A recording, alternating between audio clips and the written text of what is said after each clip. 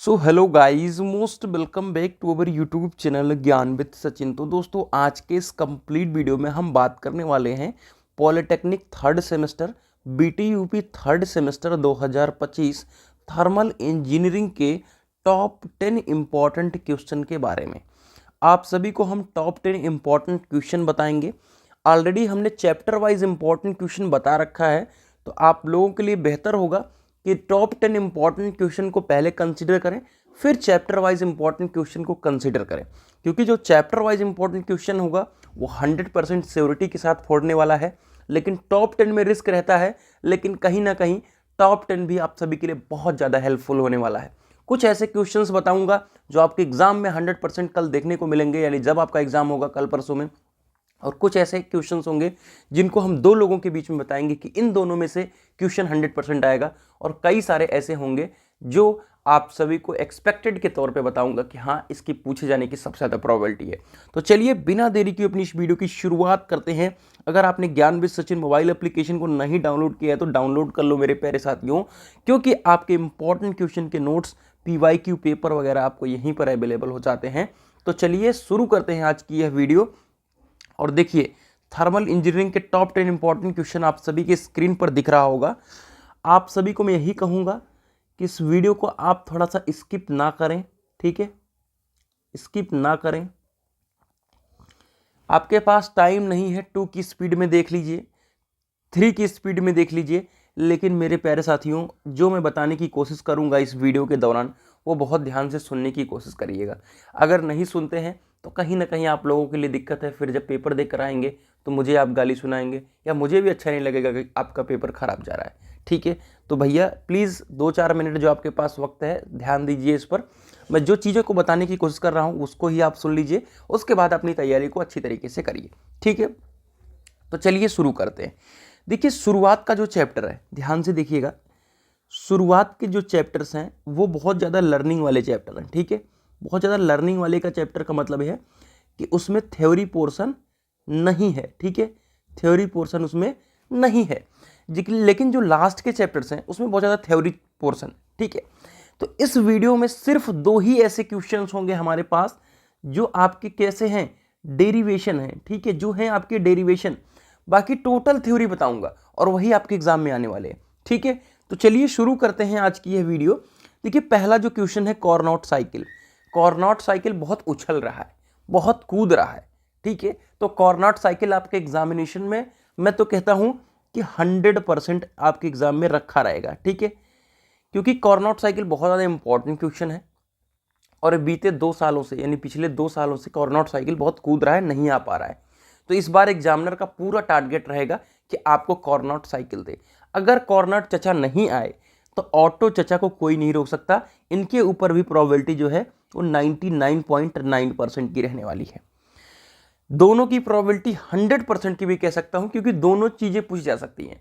लेकिन करते क्या है कि 2 डेरिवेशन देने की कोशिश नहीं करते, एक ही डेरिवेशन देने की कोशिश करते हैं, क्योंकि दोनों में 15 से 20 मिनट 25 मिनट टाइम लगने वाला है। बहुत ज़्यादा लेंदी बनाने की कोशिश नहीं करते। अगर वो 2 घंटे में सॉल्व कर लेता है तभी आप 2.5 घंटे में सॉल्व कर पाओगे, इस तरीके से वो बनाते हैं। तो कॉर्नोट चचा को 100% रखो, ऑटो चचा को 99.9% पे रखो, लेकिन दोनों को रखो, मिस नहीं करना है, मिस नहीं करना है ऑटो और कॉर्नोट चचा को, ठीक है? 2 ही डेरिवेशन बता रहा हूं। वाटर ट्यूब बॉयलर, वैसे तो दोनों बॉयलर आपको आने चाहिए, मैं तो यही कहूंगा, लेकिन अगर वाटर ट्यूब बॉयलर नहीं पढ़ के जा रहे हो तो भूल कर रहे हो। वाटर ट्यूब बॉयलर आपसे पूछ सकता है, अब किस तरीके के फॉर्म में पूछता है वो भी समझाओ।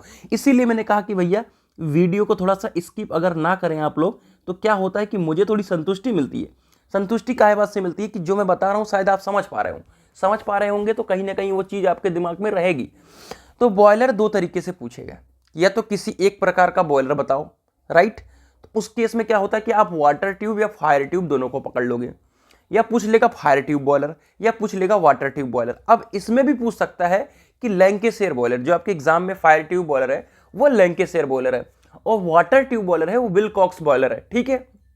विलकॉक्स बॉयलर, ठीक है? तो भैया वाटर ट्यूब बॉयलर को मत मिस करियो। लैंकेशायर बॉयलर यानी फायर ट्यूब बॉयलर पूछ चुका है। अब लास्ट ईयर क्या हुआ मेरे प्यारे साथियों, ध्यान से सुनिएगा। ऐसे बच्चे जो फाइनल ईयर में भी जा चुके हैं उनके बारे में क्या ही कहूंगा मैं। अब मैंने बता दिया कि fire tube water tube boiler भैया इनका क्वेश्चन फिक्स है कि आना ही आना है, और मैंने लास्ट ईयर ही बताया था कि फायर ट्यूब बॉयलर पूछा जाएगा। अब पूछ लिया लैंकेशायर बॉयलर। रटते जो हैं वही कुछ नहीं कर पा रहे हैं, जो रट रहे हैं वही कुछ नहीं कर पा रहे। अब इन्हें यह भी नहीं पता कि फायर ट्यूब बॉयलर ही लैंकेशायर बॉयलर है। अब भैया फायर ट्यूब बॉयलर के बारे में पूछेगा तो आप लैंकेशायर बॉयलर ही बनाओगे, उसका डायग्राम बनाओगे, फिर उसके बारे में बताओगे। छोटा सा तो ये टॉपिक है, एक रटने वाला एक टॉपिक है। रटने वाले टॉपिक का मतलब है कि छोटा सा थ्योरी टॉपिक है, बस आपको डायग्राम आना चाहिए, बाकी तो आप समझा दोगे। लेकिन ये मुझे इतने कमेंट्स करे, इनको समझाना पड़ा मुझे। क्या समझाता, मैं ज़्यादा रिप्लाई नहीं किया कि सर आपने तो फायर ट्यूब बॉयलर बोला था, लैंकेशायर बॉयलर ये कौन सा बॉयलर है। अरे जब रटोगे, जब जानोगे नहीं, सिलेबस को देखोगे नहीं तो क्या जानोगे। इसलिए भैया ऐसा तो नहीं आप लोगों भी करो कि पता लगा मैं वाटर ट्यूब बॉयलर बता रहा हूँ और पूछ लिया बैबकॉक विलकॉक्स बॉयलर, तो भैया आप कहोगे कि मुझे भैया तो पता ही नहीं था बैबकॉक विलकॉक्स बॉयलर क्या है। ठीक है, समझ गए। चलिए आगे बढ़ते हैं। अगला जो क्वेश्चन है मेरे प्यारे साथियों, ये भी मतलब 100% वाला क्वेश्चन है। ऐसा नहीं है कि मतलब कहीं ना कहीं कि आप भूल जाओ। फायर ट्यूब पढ़ ले रहे हो तो मैं तो कहता हूँ वेल एंड गुड है। फायर ट्यूब नहीं पढ़ रहे हो तो वाटर ट्यूब तो मतलब अच्छे से पढ़ो। अब मैं फिर से यही कहना चाहूँगा, वार्निंग दे देता हूँ एक बार फिर से। क्या होता है मेरे प्यारे साथियों कि जब आप क्वेश्चन मैं बताता हूँ और आपके एग्जाम में आता है तो आप बहुत खुश रहते हो, लेकिन क्या होता है जैसे बच्चे कमेंट करते हैं सर टॉप 10 अल्ट्रा क्वेश्चन बताओ, टॉप 10 क्वेश्चन बताओ। जैसे इंजीनियरिंग मटेरियल्स में बताया था सर पूरा फंस गया, 70% फंस गया, 80% फंस गया।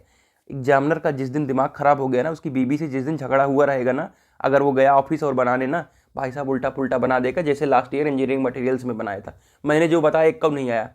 जो पढ़ के सिलेबस जाएगा उसको तो भैया आना ही आना है, क्योंकि सिलेबस से बाहर तो उसकी औकात नहीं बनाने की, सिलेबस से ही बनाएगा। लेकिन होता क्या है कि जब जो चीज़ बार बार जो चीज़ रिपीट की जा रही होती है उससे अलग वो बता देगा। बहुत इतने टॉपिक हैं आपके थर्मल इंजीनियरिंग में कि पढ़ते थक जाओगे। सारी चीज़ें आपको थोड़ी पता हो पाएंगी, अगर आप ढंग से पढ़ोगे तो सारी चीज़ें पता रहती हैं। तो ऐसा ना हो कि आप लोग समझें कि बस यही टॉप 10 ही सब कुछ है। जो चैप्टर वाइज पढ़ के जा रहा है, जो सिलेबस को कवर करके जा रहा है, वो तो बहुत अच्छा है, ठीक है। लेकिन क्या होता है कि हमारा एक्सपेक्टेड सिस्टम ये रहता है, हमारी तरीके जो ये है, सबका देखो अलग अलग क्रिएटर हैं, सब लोग पढ़ाने का भी अलग अलग तरीका है। मेरा ये रहता है कि जो मैं बताने की कोशिश कर रहा हूँ वो एग्जाम में आएगा, यानी इसका रिवीजन आप मोस्टली करके जाओ। मतलब इसको छोड़ करके मत जाओ, इसको पहले करो, बाद में अगर आपके पास सिलेबस कवर करने का वक्त है तो डेफिनेटली करो। लेकिन ये चीज़ मैं नहीं छोड़ने के लिए रिकमेंड करता, इसलिए मैं ये टॉप 10 और चैप्टर वाइज बताता हूँ। चैप्टर वाइज में बहुत सारी चीज़ें कट करके बताता हूँ जो मुझे लगता है कि हाँ, मैंने एग्जामिनर को रीड करने की थोड़ी सी ट्रिक सीख रखी है कि हाँ ये चीज़ करनौट चचा आने की पूरी संभावना, ये टॉपिक है, ये टॉपिक है, ये लास्ट ईयर आ चुका है, इसके पहले ये आ चुका है, ये 2 सालों से रुक रहा है तो ये आ सकता है, ये 3 सालों से रुक रहा है, ये आ सकता है, ठीक है। जैसे अभी थर्मल थ्योरी ऑफ मशीन में बताया था, जायरोस्कोप 2 साल से उछल रहा था, जायरोस्कोप आ गया। करनौट चचा भी 2 सालों से उछल रहे हैं, दे देगा, उम्मीद यही करूंगा। नहीं देगा तो ऑटो साइकिल, और जैसा कि बताया वार्निंग वाले सेशन में, दिमाग खराब रहेगा तो कुछ नहीं देगा, उल्टा पुल्टा कर देगा, ठीक है। तो मेरी भावनाओं को समझ रखे होंगे आप लोग, और मेरी भावनाओं को भी आहत नहीं करेंगे पेपर देने के बाद। चलिए, तो एग्जाम में यही आने वाला है। ये तो बस थोड़ा सा मैं अपने सेफ्टी के लिए और आपके सेफ्टी के लिए बोल देता हूँ कभी कभी, जनरली मैं बोलता नहीं, मुझे हर एक चीज़ों पर कॉन्फिडेंस रहता है। चलिए, तो जेट प्रोपल्सन का सिद्धांत भैया इसको 100% मार्क कर लो। जो ऊपर के क्वेश्चंस बता रहा हूँ ना, ये सिर्फ 100% वाले हैं, ठीक है, 100% वाले हैं। चलो मैं पूरा भी, ये ऊपर से पूरा 100% वाला है तो अभी आगे दिखाऊंगा। जेट प्रोपल्सन, अब देखो क्या होता है कि जेट प्रोपल्सन का नॉर्मल सिद्धांत पूछेगा, उसको आपको बताना है। उसके बेसिस पे जेट इंजन है, हमारे सिलेबस में रामजेट और टर्बोजेट इंजन है, ठीक है। उसके बेसिस पे हमारे क्या है, रामजेट इंजन है और टर्बोजेट इंजन है, ठीक है। तो आपको रामजेट इंजन भी और टर्बोजेट इंजन भी, इन दोनों का डायग्राम आपको आना चाहिए। जनरली क्या होता है, रामजेट टर्बोजेट को डायरेक्ट पूछ लेता है, नहीं तो कहता है कि जेट प्रोपल्सन का सिद्धांत बताओ और रामजेट और टर्बोजेट इंजन को समझाओ, ठीक है। तो ये 100% का क्वेश्चन है, थ्योरी क्वेश्चन है, डायग्राम आना चाहिए, ठीक है। बहुत इजी सा डायग्राम है, 2-4 उसमें पॉइंट लिखने हैं, बहुत आराम से 5 नंबर बनते हैं। अब गैस टरबाइन, ठीक है। देखो लास्ट ईयर क्या हुआ, स्टीम टरबाइन पूछ लिया।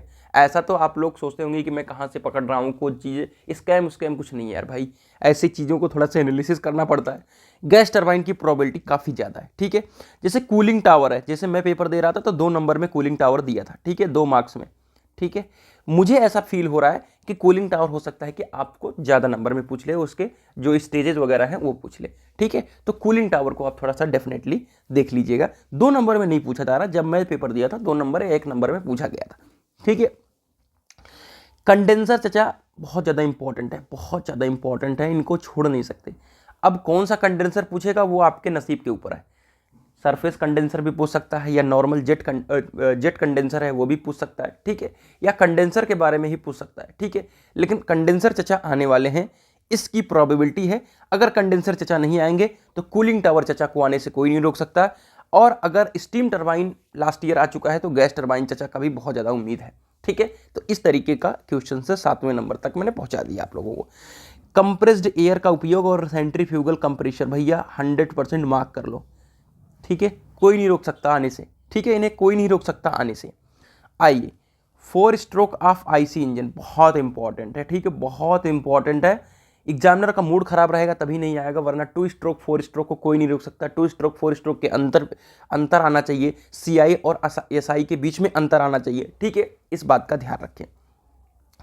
Modes of heat transfer 100% mark कर लो भैया, कोई नहीं रोक सकता। फूरियर का ला 2 लाइन का है, याद कर लो। मोड्स ऑफ हीट ट्रांसफर कक्षा 5 से पढ़ रहे आ रहे हो, चालन संभान विकिरण कुछ नहीं है। ठीक है, लोहे का एग्जाम्पल आपने कितना ले लिया, आपके जो भी गैस वगैरह है सबका एग्जाम्पल ले लिए, तो इसको रटने की जरूरत नहीं, एक बार देख लोगे थ्योरी कहीं से आ जाएगा। 100% है। थर्मोडाइनमिक्स से सभी नियम, 0th ला, 1st ला, 3rd ला, 2nd ला, सब आना चाहिए। 100% का क्वेश्चन है। ठीक है, बाकी आप बहुत सारी चीज़ें हैं, जैसा कि आप सभी को गैस लॉ आना चाहिए। ठीक है, थर्मोडायनेमिक सिस्टम, सराउंडिंग बाउंड्री आनी चाहिए, और आपके ड्राइनेस फ्रैक्शन जैसे कि टॉपिक है। ठीक है, ड्राइनेस फ्रैक्शन आपका आना चाहिए। ठीक है, तो ये सारी चीज़ें हैं आप सभी को आनी चाहिए। तो चलिए आपको मैं यहाँ पे लिख देता हूँ गैस लॉ, नहीं तो आप कहोगे कि चीज़ें नहीं है। ठीक है, 15 क्वेश्चन आता है, 11 ही क्वेश्चन बताया हूँ। अगर इसको 12 ले लो, इसको 13 ले लो, तब भी आपके 15 क्वेश्चन नहीं बता रहा हूँ। इसमें से आपके 10 क्वेश्चन, 8 क्वेश्चन बनने वाले हैं। तो कैसी रही वीडियो कमेंट करके बताइएगा। बाकी नोट्स को ज्ञान बेस सचिन ऐप से परचेज करके पढ़ाई करो। मिलते हैं एक नई वीडियो के साथ, तब तक के लिए bye bye, tata, take care, love you all.